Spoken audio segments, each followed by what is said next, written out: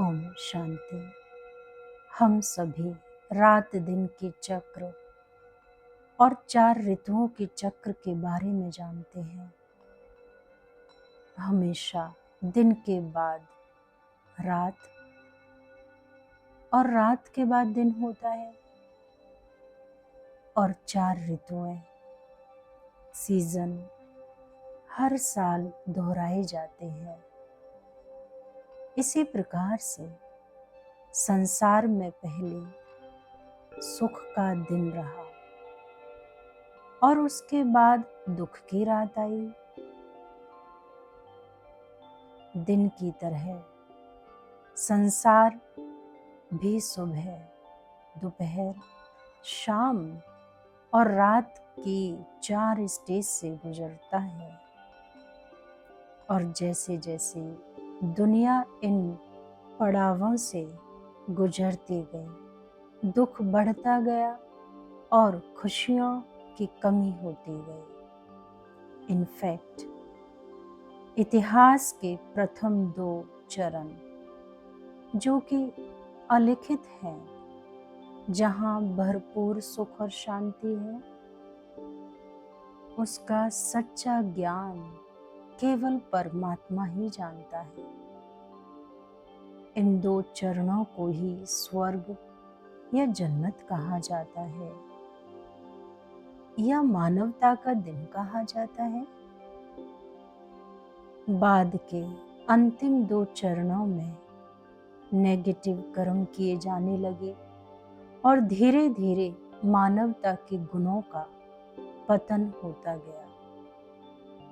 इन्हीं 2 चरणों को नरक या मानवता की रात के रूप में जाना जाता है।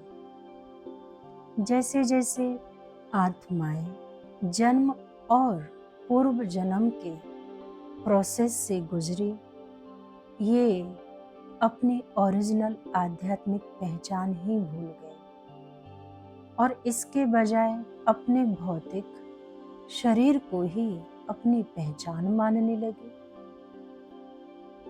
इस गलत पहचान के कारण ही आत्माएं भिन्न भिन्न प्रकार की कमजोरियों या नेगेटिव व्यक्तित्व विशेषताओं के प्रभाव में आ गई।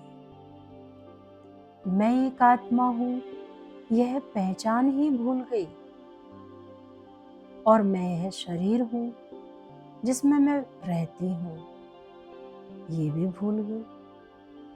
इसकी गलत धारणा बनती चली गई। इस तरह से हम पाप और दुख की सीढ़ियों से नीचे गिरने लगे और मानवता की रात के अंत तक पहुंच गए, जो कि आज का ही समय है।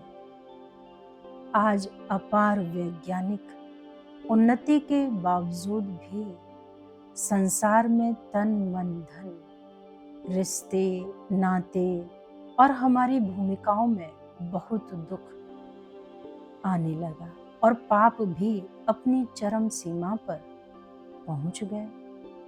साथ ही आज दुनिया में कई लोगों को लगता है कि इससे नीचे अब और नहीं जा सकते। यही वह क्षण है जब परमात्मा इस संसार को बदलने और मानवता के दिन को वापस लाने की अपनी विशेष भूमिका निभा रही है, क्योंकि समय का चक्र खुद को दोहराता है। दिन के बाद रात आई है और रात के बाद दिन अवश्य आएगा। ब्रह्मा कुमारीज संस्था का भी यही उद्देश्य है कि इस पुरानी कलियुगी दुनिया को बदलकर रहने के लिए एक सुंदर और आनंदमय जगह बनाकर खोया हुआ स्वर्ग पुनः प्राप्त करना है। ओम शांति।